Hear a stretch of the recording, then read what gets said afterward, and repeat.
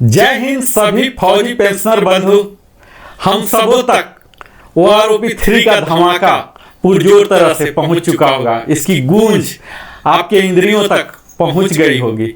कई लोगों को यह दुखी किया, कई लोगों को थोड़ा सा खुशी प्रदान किया, कई लोगों को नाराजगी है। तो इस धमाका का असर अलग अलग पेंशनर को अलग अलग रूप में हुआ है और मेरा प्रयास है प्रामाणिकता के साथ उसका विश्लेषण करना, उस टेबल का विश्लेषण करना। इसमें 121 टेबल हैं, टोटल 265 पेजेस हैं। मेरा भरपूर प्रयास है कि हर रैंक के, हर ग्रुप के, हर कैटेगरी के मैं कवर करूं। धीरे धीरे हमारी यात्रा चल रही है। आज की यात्रा जो है अधिकारी गण के लिए है, यानी कि जो ऑफिसर्स हैं, मिलिट्री ऑफिसर्स। यह वीडियो न कि सिर्फ सेवानिवृत्त अधिकारी के लिए इंपॉर्टेंट होने वाला है, उनके लिए भी जो सेवा में है उन्हें भी पता लगेगा कि कितना पेंशन हमें मिलेगा जब 2-4 साल बाद रिटायर होंगे तब। और यह उनके लिए भी जो आर्मी में ज्वाइन करना चाहते हैं, किसी भी डिफेंस आर्म फोर्सेस में ज्वाइन करना चाहते हैं, उन विद्यार्थियों के लिए भी, उन उम्मीदवारों के लिए भी यह वीडियो खास होने वाला है। क्योंकि यहां से आपको पता लगेगा कि कितना पेंशन उन्हें मिलता है, उस रैंक को मिलता है। इसको देख के आप प्रेरित हो सकते हैं। चूंकि पेंशन का डबल वैल्यू वेतन होता है, सैलरी होता है। सैलरी के साथ कुछ एक्स्ट्रा प्रिविलेज होते हैं, कुछ अलाउंसेस होते हैं, और पेंशन में पेंशन ही होते हैं और डीआर होते हैं, कोई अलाउंसेस वगैरह नहीं होते। तो आज का वीडियो मैं शुरू करूं जो कि अधिकारी गण के लिए समर्पित है, जिसमें कि फ्लाइंग ऑफिसर से लेके chief of the air staff तक का, लेफ्टिनेंट से लेके आर्मी चीफ तक का कवर करने जा रहा हूं। इससे पहले मैं आप सबों को बता दूं कि ओआरओपी 3 का धमाका यह एक श्रृंखला है, जिसे कि हमने अभी अपने श्रृंखला में पहले कवर कर चुका कि ओआरओपी का क्या इतिहास है, किस प्रकार शुरू हुआ, इसके कौन कौन से माइलस्टोन हैं, कौन कौन से सेलिएंट फीचर्स हैं, बेनिफिट हैं, ये सब हमने अपने तमाम वीडियो में कवर कर लिया। यह वीडियो उन अधिकारी गण के लिए होने जा रहा है जो कि 1 जुलाई 2014 से पहले जो रिटायर हुए हैं उनके लिए यह लागू है। और यह उन सभी ऑफिसर के लिए लागू है एक्सेप्ट एएमसी, यानी कि मेडिकल कोर में, एडीसी में, आरबीसी में, ईसी में, एसएससी में, टीए बटालियन और एमएनएस में। इसके अलावे जो भी अधिकारी गण हैं सब के लिए यह वीडियो अहम होने जा रहा है। तो आइए हम आगे की यात्रा प्रारंभ करते हैं। हमने अभी तक देखा कि ओआरओपी 1 लागू हुआ 2014 से।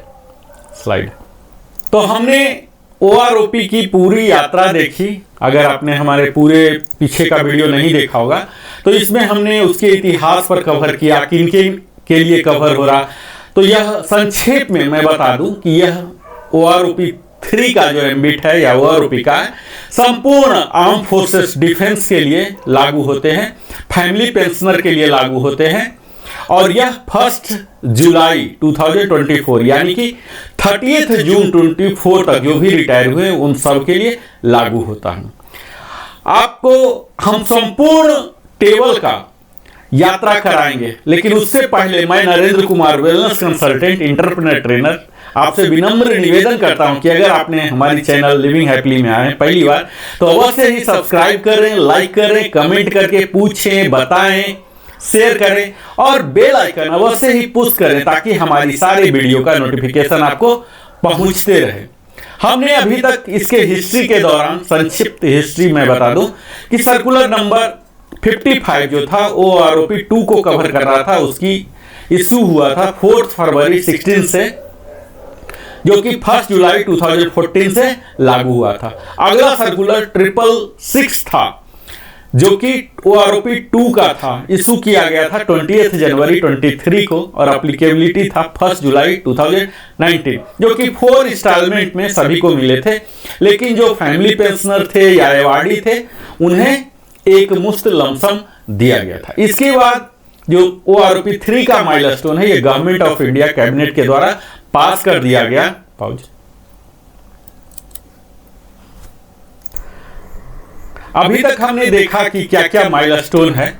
तो इसके लिए जो भी प्रक्रिया होती है, जो स्टैच्यूटरी रिक्वायरमेंट्स हैं, ये सब OROP3 के लगभग पूरे कर लिए गए हैं। OROP3 का नोटिफिकेशन MOD के द्वारा जो था ये हो गए हैं। इसके बाद तीसरा माइलस्टोन आते हैं, जो इनके लिए कंकरेंस जो लेने होते हैं फाइनेंस डिवीजन से, कितने खर्च आएंगे, तो इसमें आ रहे हैं 6,500 करोड़ रुपीज, ये सब का आकलन हो गया। इसके बाद चौथा माइलस्टोन आते हैं पॉलिसी लेटर DSW, जो कि अभी हम टेबल की बात करने जा रहे हैं, 121 टेबल, ये अप्रूव कर दिया गया, बना दिया गया, जिसमें कि एक कमिटी होते हैं सारे डिफेंस से, तीनों फोर्सेस से, MOD से, उन्होंने कंपाइल कर दिया। इसके बाद अगला आता है सर्कुलर जारी करना। तो सर्कुलर भी जारी हो चुका 677, जो 6 सितंबर को, बहुत ही जल्दी हुआ। अभी तक का फास्टेस्ट OROP3 है। 4 सितंबर को DSW का लेटर जारी होता है और 6 सितंबर को PCDA प्रयागराज के द्वारा 677 सर्कुलर जारी हो जाता है। और कयास ऐसी लगाई जा रही है कि सितंबर माह के अंत तक इसके एरियर भी आ जाए, नहीं तो ज्यादा से ज्यादा अक्टूबर तक एरियर। खैर, जब फॉर्मुलेट हो गया है तो एरियर आ ही जाएगा, एरियर के लिए कोई मरा भी नहीं जा रहा। एरियर कैलकुलेशन के लिए आपको मैं फॉर्मूला आगे बताऊंगा। यहां मैं सेलिएंट फीचर एक शॉर्टकट बताते चलूं कि 5 साल में यह रिवीजन होता है। इसके 265 पेजेज हैं और यहां आप देखेंगे ये रिटायरिंग ऑफिसर, सर्विस, स्पेशल, सबके लिए ये टेबल लागू हो रहे हैं। OROP3 डिसेबिलिटी के लिए, वार इंजरी, इनवैलिडेटेड, हर कैटेगरी के लिए, चाहे वो ऑर्डिनरी हो, स्पेशल हो, लिबरलाइज फैमिली पेंशन हो, कमीशन्ड ऑफिसर हो, honorary commissioned officer, JCO, others, NC, सब के लिए काबिल हो रहे हैं। और आर्मी है, नेवी है, एयरफोर्स है, DSC के हैं, TA बटालियन के हैं, रिटायर्ड हैं, डिस्चार्ज हैं, इनवैलिडेट आउट हैं, डाइड सर्विस में हैं। और यह आपको बता दूं कि यह डिसएडवांटेज के लिए लागू नहीं होगा, किसी को भी रिड्यूस करके नहीं किया जाएगा। और इसमें जो नहीं लागू हो रहे हैं, अगर अपनी मर्जी से प्रीमैच्योरली गए हैं कोई 1 जुलाई 2014 के बाद, तो ये कवर नहीं होंगे। आपका पेंशन अनचेंज रहेगा, डिसएडवांटेज में नहीं होगा। इसकी एप्लीकेबिलिटी जैसा कि मैंने बताया, सभी डिफेंस पेंशनर हैं, फैमिली पेंशनर हैं। एप्लीकेबिलिटी, इसके नन एप्लीकेबिलिटी जो है UK, HK, सारे KCIO पेंशनर जो है वो नहीं होंगे। पाकिस्तान और बर्मा आर्मी पेंशनर अभी भी PCDA इलाहाबाद से पेंशन ड्रा कर रहे हैं, वो लोग यहाँ नहीं होंगे। रिजर्विस्ट नहीं होंगे। PMR जो प्री मैच्योर रिटायरमेंट लिए वो नहीं होंगे। एक्स ग्रेसिया नहीं होंगे। इसके जो मेथोडोलॉजी, आज मैं टेबल नंबर 1 जो एक्सक्लूसिव अधिकारी के लिए होने वाला है, इसमें भी वही सब क्रेडेंशियल जो इंडिकेटर्स हैं वही सब लिए गए हैं। रैंक हैं, यहाँ ग्रुप नहीं होता, क्वालिफाइंग सर्विस है, रैंक है। और लाइव डाटा जो लिया गया है पूरे 2023 का, उसका मिनिमम और मैक्सिमम वैल्यू यहाँ लिया गया है। इसमें क्वालिफाइंग सर्विस में कई जगह आप देखेंगे कि लो वाले भी अधिक वाले के बराबर ले रहे हैं। रैंक भी इस तरह से आप देखेंगे, कई विसंगतियां हैं, उसकी भी हम आगे बात करेंगे। कहीं आप देखेंगे कि 0 डिफरेंस हुआ है, तो कई तरह की है इसमें। आप यह जो OROP3 का सर्कुलर है ये थोड़ा प्रिसाइज है, क्योंकि जो OROP2 में था, जो OROP1 में है, वही सब कई बातें सेम ही लागू होने वाला, अनलेस इसे यहाँ डिस्क्राइब न किया गया हो। तो अब हम अगली यात्रा करते हैं, जहाँ की आपको सर्कुलर का एक झलक दिखा देंगे, जो कि मैं रेफरेंस लिया हूँ इस टेबल को कंपाइल करने में। यह है हमारा सर्कुलर 666 अभी आप देख रहे हैं अपने स्क्रीन पर।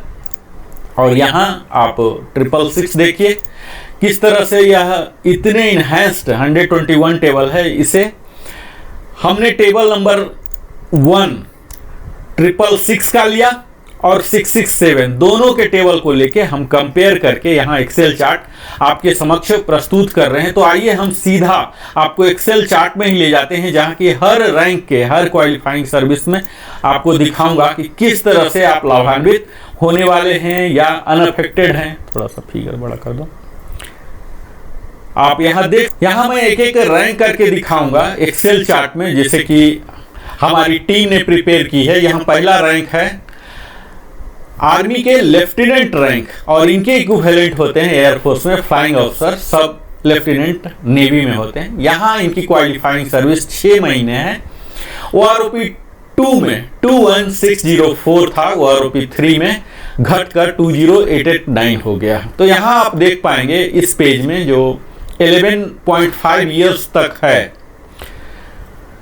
पूरे निगेटिव ग्रोथ है, और यहाँ परसेंटेज है, यहाँ मैं दिखाया हूं कितना डिफरेंस हुआ जो कि माइनस में है, यहाँ कितना परसेंट हुए हैं ये भी माइनस में ही है, -3.3% यहाँ इक्वल आ रहा है। यहाँ भले डिफरेंस अलग हो रहे हैं लेकिन परसेंट दोनों में सेम ही है। खैर, लेफ्टिनेंट रैंक के बड़े ही कम ही होते हैं रिटायर, इस इतनी छोटी सी जब तक कि मेडिकल बोर्ड आउट ना हो। यहाँ 10 से ऊपर आप देखेंगे तो यहाँ 10 से ऊपर 10.5 में भी 19 इयर्स तक आप देख पाइए कि 19 इयर्स तक जो है ये आपको निगेटिव ही है।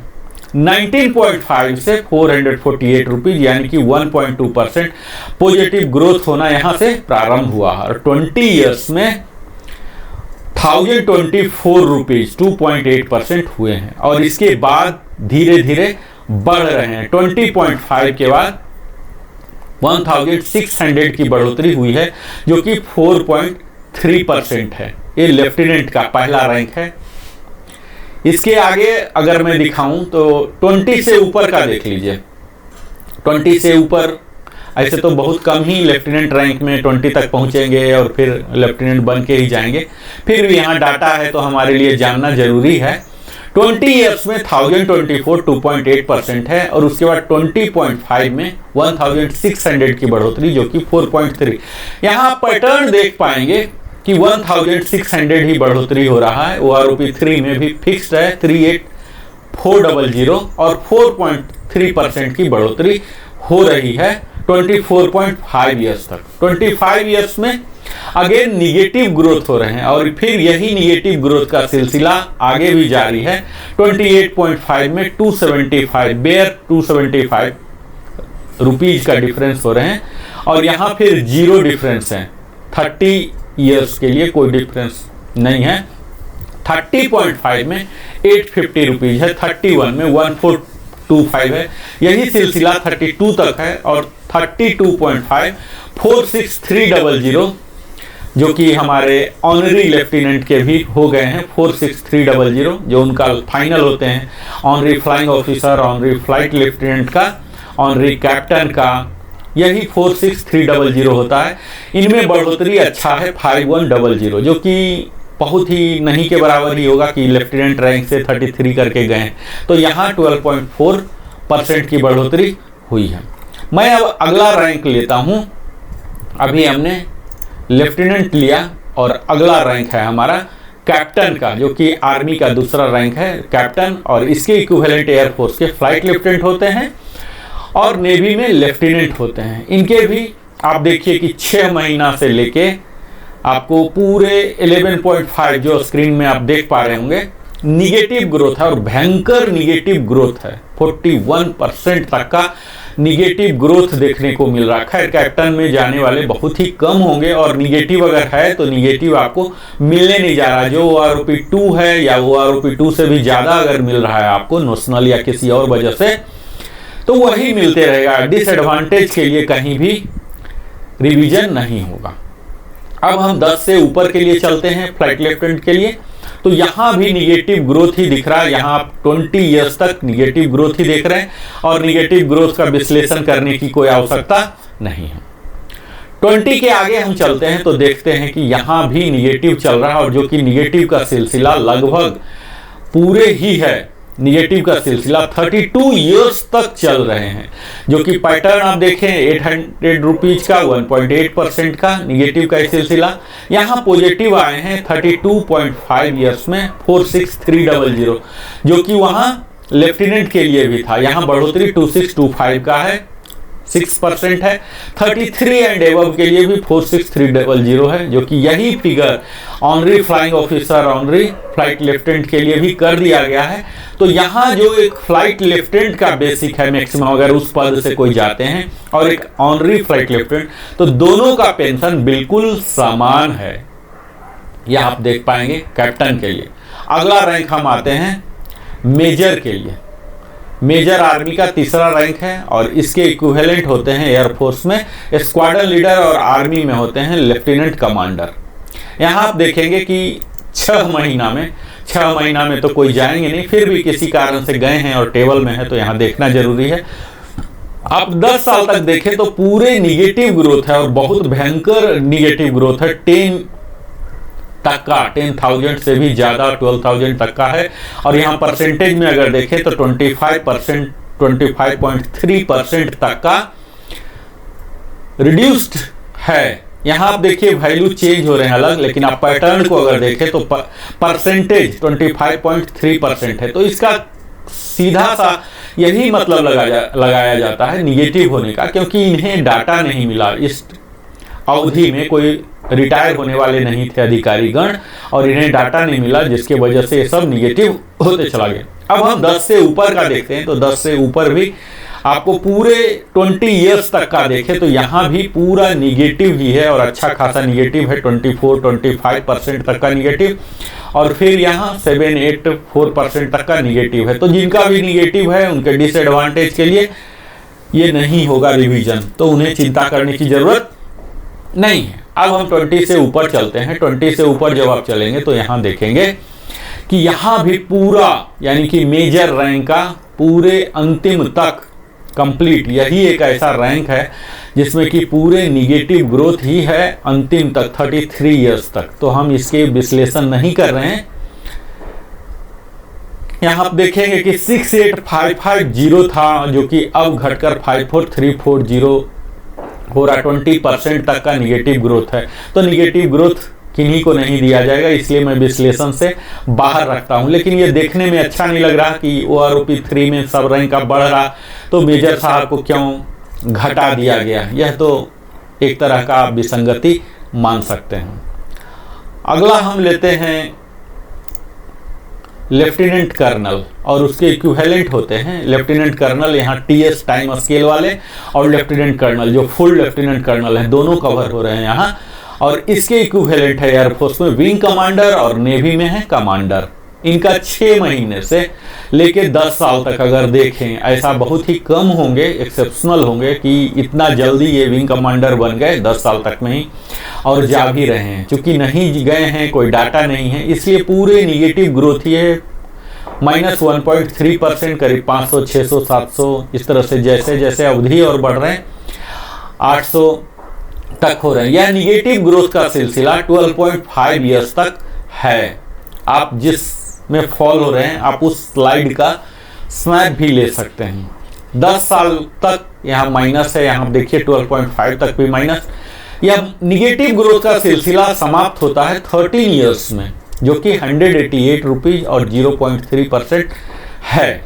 और इसके आगे फिर बढ़ोतरी ही है और अच्छा खासा 4 डिजिट में है। विंग कमांडर का पेंशन बढ़ा है 1231 1.8%, और इसी तरह से जैसे जैसे अवधि बढ़ रहा यहाँ बढ़ रहा है। आप देख पाएंगे 68350 विंग कमांडर का हुआ करता था, जो कि अब 73950 हो रहा है, यानी कि बढ़ोतरी 5600 का है, 8.2%, जैसे अच्छा खासा बढ़ोतरी आप कह सकते हैं।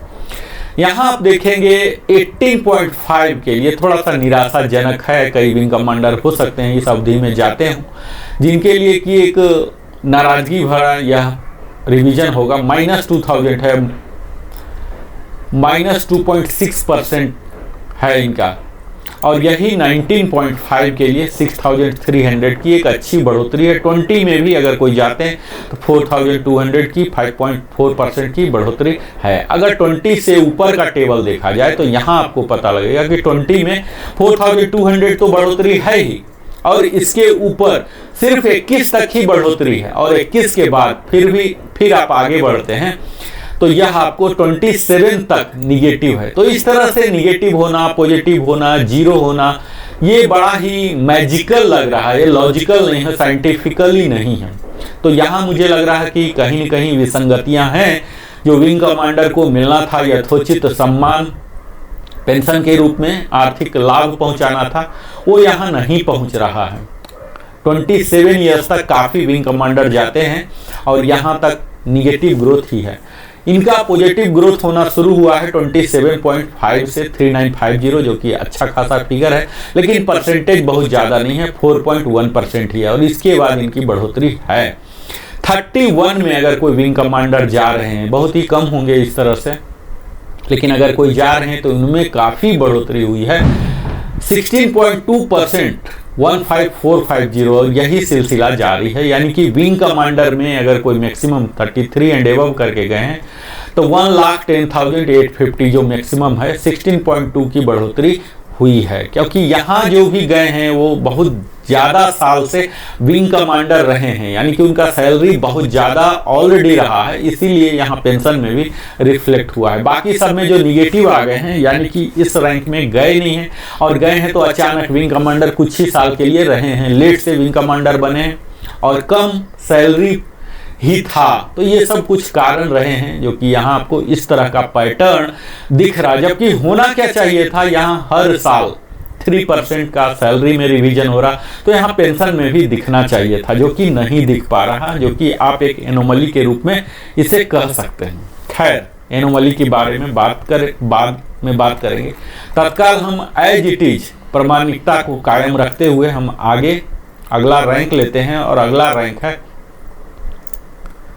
कर्नल टीएस, जो कि फुल कर्नल नहीं बन पाते हैं, तो उनके लिए कर्नल टीएस टाइम स्केल का प्रावधान रखा गया है आर्मी में, और इसके इक्विवेलेंट ग्रुप कैप्टन टीएस और कैप्टन टीएस नेवी में होते हैं। टाइम स्केल, क्योंकि इतना टाइम हो गया तो वो बन जाते हैं किसी भी कारणवश, अगर फुल कर्नल नहीं बन पाए तो टीएस कर्नल बनते हैं। इनकी 6 महीने में तो कोई कर्नल बनेंगे नहीं, लेकिन जो भी है टेबल है।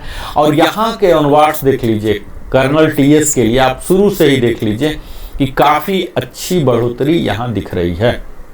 यहाँ अगर 10 ईयर्स तक देखें तो सारे पॉजिटिव हैं, और सब में वैल्यू भले ही अलग अलग है, वो ROP3 के वैल्यू अलग अलग सबके बेसिक सेट हुए हैं, लेकिन यहाँ आपको एक पैटर्न दिखेगा जो कि 14.3% का इंक्रीज हुआ है, जो कि एक बहुत ही अच्छा खासा सिंबल दिख रहा है। और यही फार्मूला हर रैंक में अगर लग गया होता तो काफ़ी बेहतर होता।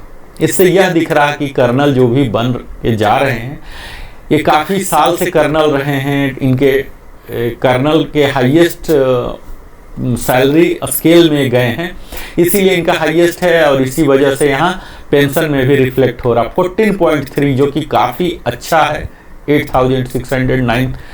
और 10 के ऊपर अगर हम चलते हैं तो यहाँ 10 के ऊपर देख लीजिए 9171 है, और लगातार 14.3 का जो है ये मेंटेन किया हुआ है 12.5 ईयर्स तक, और 13 से तो और भी ज़्यादा 16% हो रहे हैं। और 13.5 एंड एबव देख लीजिए, यहाँ आपको अलग अलग बेसिक पेंशन दिखेंगे। पहले भी OROP2 में भी अलग अलग रेट थे, OROP3 में भी है, डिफरेंस भी अलग अलग है, लेकिन आपको एक चीज़ कॉमन दिखेगा, जो कि परसेंटेज हमने निकाला तो परसेंटेज से पता लगा कि सब में 16.4% का डिफरेंस है। यानी कि यही फार्मूला वहाँ लगा दिया गया है। यहाँ कोई भी निगेटिव ग्रोथ नहीं है, जो कि एक बड़ा अच्छा खासा सिंबल है।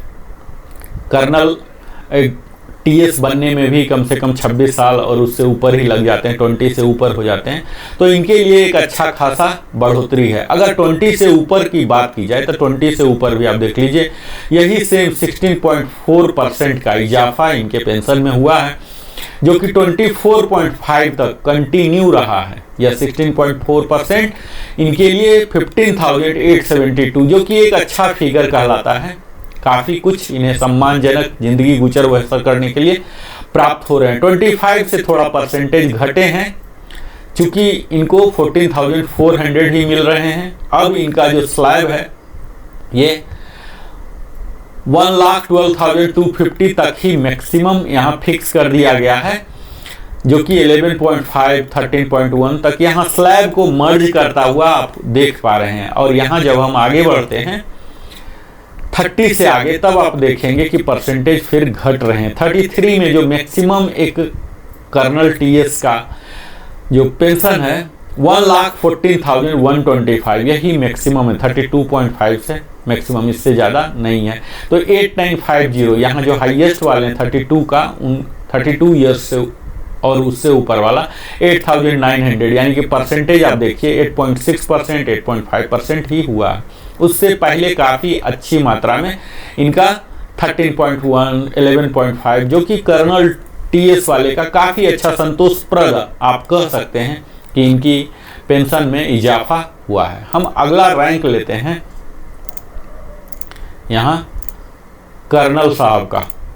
कर्नल साहब ये फुल कर्नल हैं और इनके इक्विवेलेंट हैं ग्रुप कैप्टन और एयरफोर्स के और नेवी के कैप्टन हैं। इनके क्वालिफाइंग सर्विस 6 महीने से लेके अगर 10 साल तक देखें तो इनका पॉजिटिव ग्रोथ ही है। अच्छा खासा परसेंटेज अगर देखें तो यहाँ आपको एक पैटर्न नजर आएगा, 14.3% का इजाफा है। यहाँ डिफरेंस भी 6,000, 7,000, 8,000, 9,000 इस तरह से ग्रेजुअली बढ़ रहा है। तो इनके लिए संतोषप्रद है और इनके लिए एक खुशखबरी धमाका यह है। हालांकि इस छोटे से अवधि में कर्नल ग्रुप कैप्टन बनना लगभग नामुमकिन है।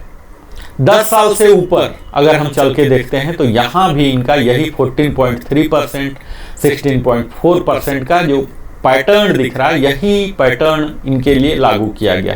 काश यही हर रैंक के लिए होता, पीबीओआर के लिए भी होते, जेसीओ के लिए भी होते, तो कितना अच्छा खुशखबरी होता। कर्नल के साथ जो किया गया यही पैटर्न, यही परसेंटेज, चूंकि उनका हाई बेसिक है तो यहाँ हाई बेसिक उनको मिला है, क्योंकि उनका 16.4% ही 13,000 हो रहा, लेकिन परसेंटेज तो सेम कायम किया ही जा सकता था। तो यहाँ कहीं न कहीं विसंगतियां हैं जो कि इस फार्मूला को और बाकी रैंकों के साथ नहीं लगाई गई। क्या मजबूरियां हैं ये तो धीरे धीरे अभी पता लगेगा जैसे जैसे हम लोग एनालाइज करेंगे। यहाँ 20 ईयर से अगर ऊपर जाते हैं तो 20 ईयर से ऊपर आप जाने पर देखेंगे कि परसेंटेज जो है बढ़ोतरी का दर वो 16.4% ही है, लेकिन अमाउंट अलग अलग हो रहे हैं। तो इससे ये क्लियर हो रहा है कि जो सॉफ्टवेयर में इंस्ट्रक्शन दिया गया है वो परसेंटेज का ही दिया गया है, क्योंकि यहाँ पैटर्न आप देख पा रहे हैं क्वालिफाइंग सर्विस पर दिया गया 24.5 तक के लिए 16.4% का इजाफा हुआ है। हालांकि यहाँ अलग अलग स्लैब हैं। यहाँ 25 में देखेंगे थोड़ा परसेंटेज घट रहा, 14.7 हो रहे हैं। इनका वृद्धि दर जो है 14,400 है, जो कि बढ़कर 1,12,550 हो गया है। इनमें मैक्सिमम अगर जाएंगे तो मैक्सिमम यहाँ 33 ईयर्स तक है, जो कि 33 ईयर्स में इनका जो मैक्सिमम ग्रुप कैप्टन का पेंशन है 1,15,700 है मैक्सिमम, और यहाँ 10% की बढ़ोतरी हुई है, जो कि एक अच्छा खुशखबरी है और यह धमाका को पॉजिटिवली देख सकते हैं। इनके पेंशन में 8950 का इजाफा हुआ है 32.5 वाले का। यहाँ सबको करीब 10,000 5 डिजिट में इंक्रीज हुआ है। एक 31 वाले का 8,900 ही हुआ, 8.6%। तो यह आप कह सकते हैं कि कर्नल साहब के लिए यह खुशखबरी लेके आया है। OROP 3 थ्रू आउट बढ़ा हुआ है, 4 डिजिट में, 5 डिजिट में ही है ऑलमोस्ट। तो इनके लिए खुशखबरी है। ऐसा ही बाकी रैंक के लिए भी होना था। हम अब अगला रैंक देख रहे हैं, आपको दिखाएंगे। यहाँ ब्रिगेडियर साहब हैं। ब्रिगेडियर साहब का क्वालिफाइंग सर्विस 20 से ही प्रारंभ हो रहा, क्योंकि 20 से नीचे किसी भी ब्रांच में, किसी भी सर्विसेज में बन पाना संभव नहीं होगा। ब्रिगेडियर हैं और एयरफोर्स में एयर कमोडोर कहलाते हैं, नेवी में कमोडोर कहलाते हैं। तो इनकी 20 ईयर्स में संभव है, शायद ऐसा इनको डाटा मिला है। OROP 2 में 98,148 था, जो कि डिफरेंस अब OROP 3 में 98,148 हो चुका है, जो कि बढ़ोतरी है 13,717, यानी कि हायर रैंक में ब्रिगेडियर ऑनवर्ड्स आप देख सकते हैं। 16.2 का फार्मूला लगाया गया। 16.2 का फार्मूला है 22.5 ईयर्स के लिए। तो सम्मानजनक वृद्धि है 14,000 13,000 इनके लिए काफ़ी अच्छा है, मात्रा भी है, परसेंटेज भी है। तो यहाँ आप देख सकते हैं कि काफ़ी बेहतर OROP 3 इन्हें तोहफा दिया है। 23.5 के लिए देखिए फिर से 16.4% लेके आया है, जो कि 15,396 की बढ़ोतरी है इनमें कंटिन्यूअस काफ़ी अच्छा 5 डिजिट में है, 13,000, 15,000, 10,000, और यहाँ 27 साढ़े 27 साल तक का यही 5 डिजिट ग्रोथ यानी कि 10 से ऊपर का ग्रोथ पाया गया है 28 ईयर्स में, जो कि कई ब्रिगेडियर एयर कमोडोर जाते हैं 28 प्लस में। तो यहाँ थोड़ा सा कमी की गई है, 8150 ही है, जो कि परसेंटेज घट के 7.8% हो जा रहा है। जैसे जैसे यहाँ फिर थोड़ी सी घटी है 29 ईयर में, क्योंकि 29 ईयर में ऐसे एयर कमोडोर होंगे जस्ट 1 साल पहले ही 2 साल पहले ही बने होंगे और तुरंत चले गए, तो ये मैक्सिमम सैलरी में होंगे नहीं। इसी प्रकार इनको सैंपल मिला, इस वजह से यहाँ 6.3% का इजाफा हुआ है 29.5 में। 30 ईयर्स में फिर से देखिए कि 10,700 का इजाफा हुआ, 10% का हुआ। 30.5 के लिए 10,700 10% का हुआ है। 31 में भी सेम स्लैब, दो स्लैब को कॉमन किया गया है, तो यहाँ भी 10.1% है। यहाँ आप देखेंगे कि 3 का परसेंटेज का स्लैब सेम है, बेसिक पहले भी सेम था और अभी भी सेम, सब कुछ सेम किया गया। उसी तरह से यहाँ से फिर से 3 का स्लैब है, 31.5 का 8.6% का इजाफा हुआ 9,200, जो कि 32.5 तक यही सिलसिला जारी है। 33 ईयर्स जो मैक्सिमम होते हैं, पहले 1,08,800 था, जो कि अब बढ़कर 1,16,550 रुपीज़ हो गए हैं, और बढ़ोतरी जो हुई है 7,750, 7.1% का हुआ है। तो इस तरह से ब्रिगेडियर साहब के लिए भी आप कह सकते हैं कि काफ़ी अच्छा बढ़ोतरी हुआ है, 16 से लेके 7, 8, 10, इस तरह से काफ़ी बेहतर आप कह सकते हैं OROP का तोहफा इनके लिए है। हम अगला देखते हैं। यहाँ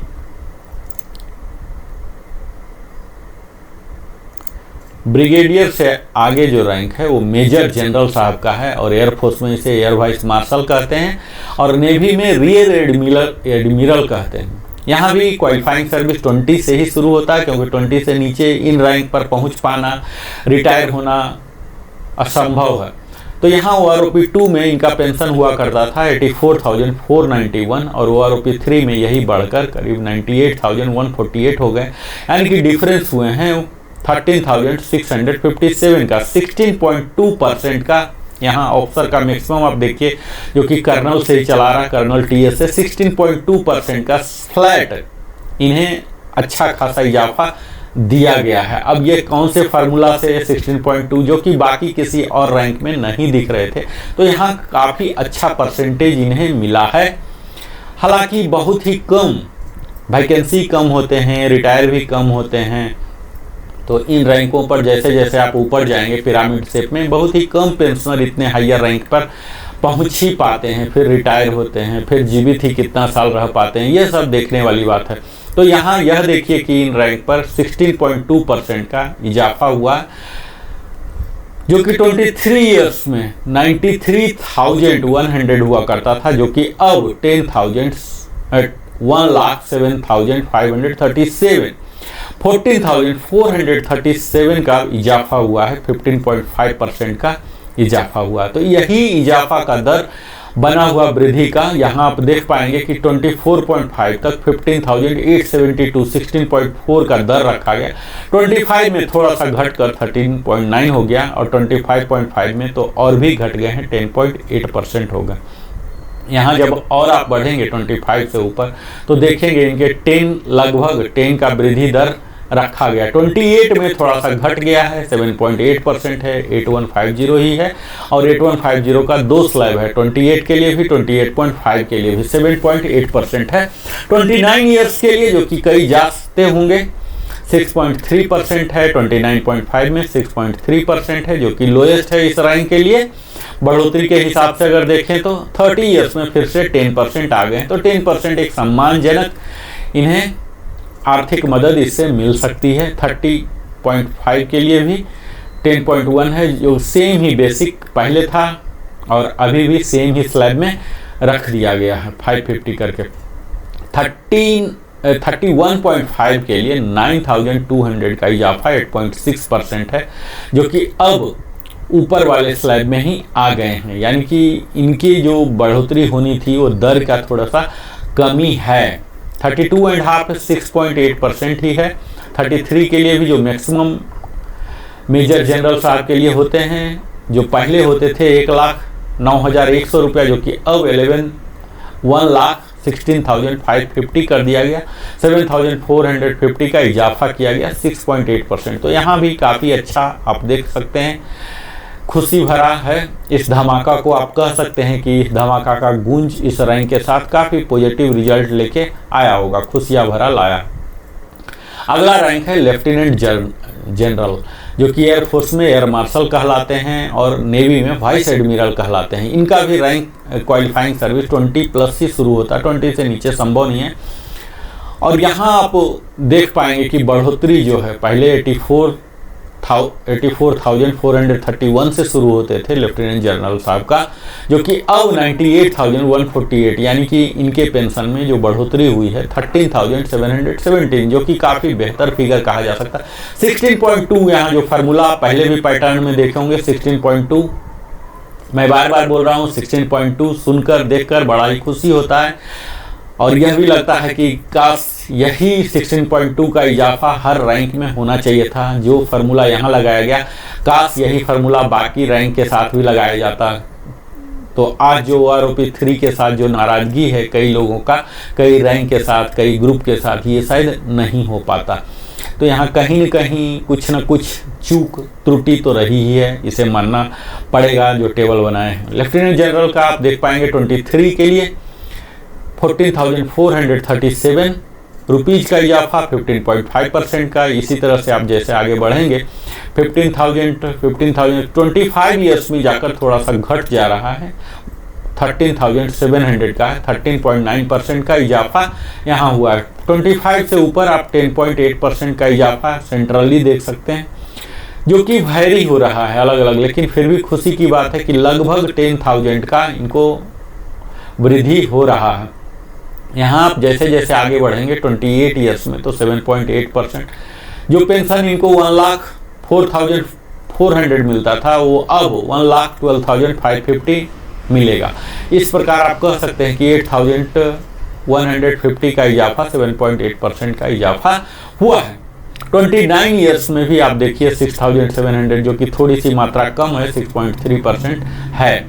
इसी तरह से 30 ईयर्स में आप देख पाएंगे कि 10.1% का इजाफा हुआ है, जो स्लैब 3 पर चल रहे हैं। पहले भी सेम था और अभी भी सेम स्लैब में है। यहाँ स्लैब चेंज हो रहे हैं 31.5 से, और OPT का 1,07,350 होते थे, जो कि अब 1,16,550 हो रहा है, 9,200 मात्र बढ़ोतरी हुआ है, 8.6।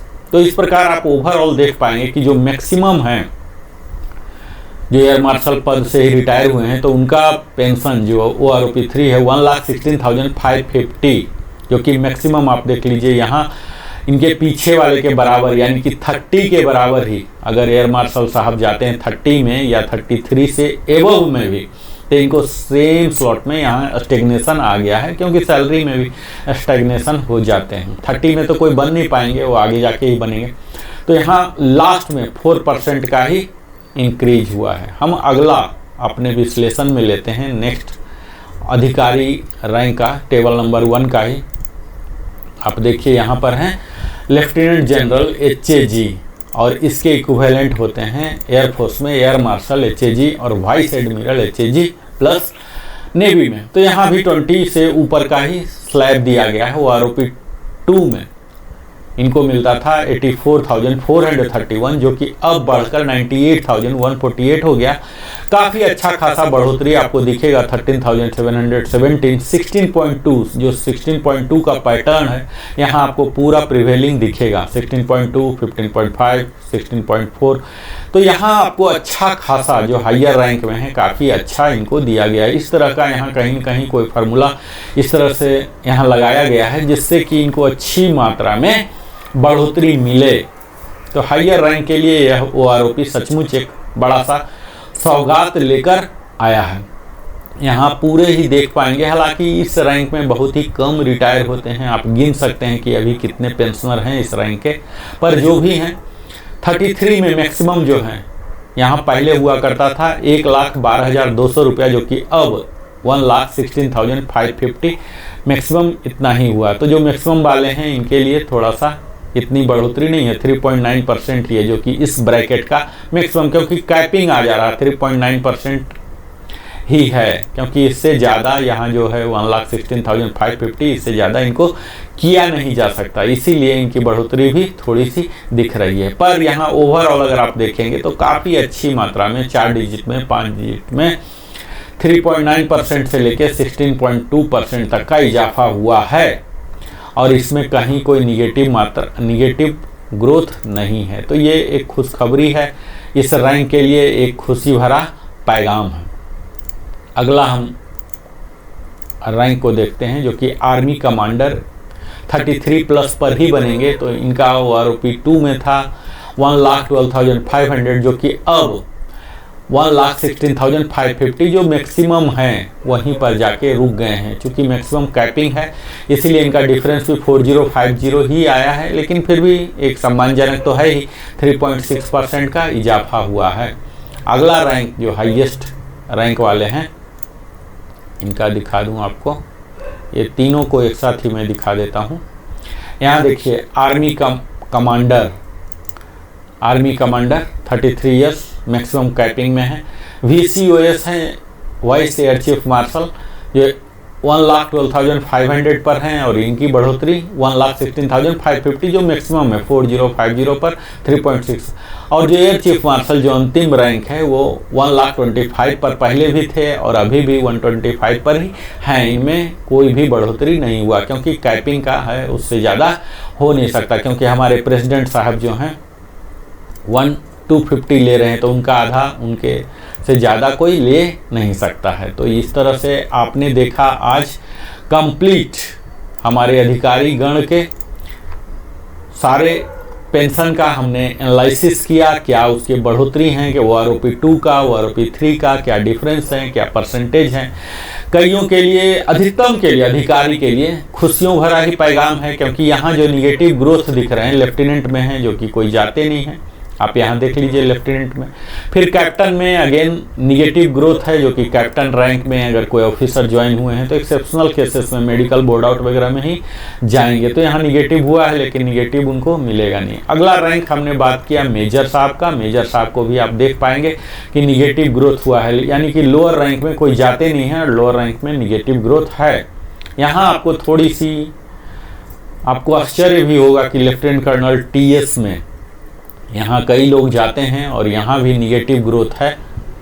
हालांकि जिनका भी निगेटिव ग्रोथ यहाँ दिख रहा है तो चिंता की कोई बात नहीं है, उनका डिसएडवांटेज के लिए रिवीजन नहीं किया जाएगा। कर्नल TS में आप देख पाएंगे कि 13 इयर्स के ऊपर, 13 इयर्स के बाद जो पॉजिटिव शुरू हुए हैं, 1-2 बीच में एक्सेप्शनल हुए हैं।